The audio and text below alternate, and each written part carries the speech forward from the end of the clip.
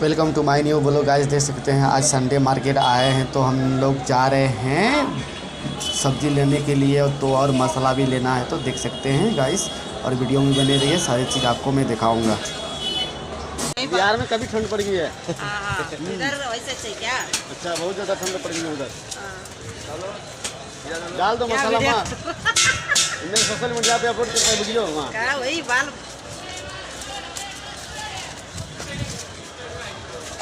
डाल दो सारा सारा मसाला। तुम भैया मुझे थे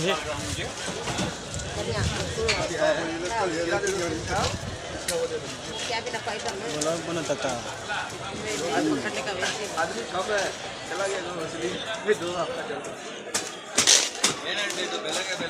ये ना पा ಊರಿಗೆ ವಿಡಿಯೋ ಮಾಡಿ ತೋರಿಸ್ತಾವ ನಾನು ಊರಿನಲ್ಲಿ तो थोड़ा सुना नहीं चाहिए नहीं अपने बने सकते हो। तो कटिंग ना हो ಮಸಾಲಾ